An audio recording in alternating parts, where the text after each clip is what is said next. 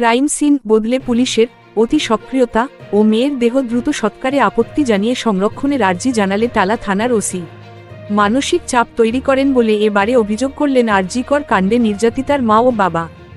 সোমবার সংবাদমাধ্যমের মুখোমুখি হয়ে নিহত চিকিৎসক পড়ুয়ার বাবা বললেন, আমাদের সাধারণ বুদ্ধিতে প্রথম থেকেই ওর টালা থানার ওসি বিরুদ্ধে অভিযোগ করেছিলাম। আরজিকরে ঢোকার পরেই বিষয়টি বুঝতে পেরেছিলাম। জিডিতে জেনারেল ডায়েরি লেখা হয়েছিল, সংজ্ঞাহীন অবস্থায় মেয়েকে পাওয়া গিয়েছে।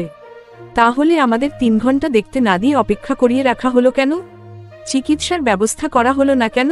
তরুণীরা বাবার আশঙ্কা, আমার মেয়ে হয়তো তখনও জীবিত ছিল। প্রমাণ লোপাট করতে ওরাই পড়ে মেয়েকে মেরে ফেলেছে।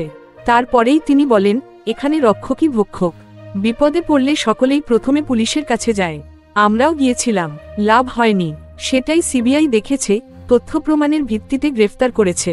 ওসির বিরুদ্ধে মুখ খুলেছেন নির্যাতিতার মাও। তিনি বলেন, আরজিকর থেকে আমরা দেহ সংরক্ষণ করতে চেয়ে টালা থানায় গিয়েছিলাম সেই দিন। Thank you so much for watching our videos. Please do like, share and subscribe our channel.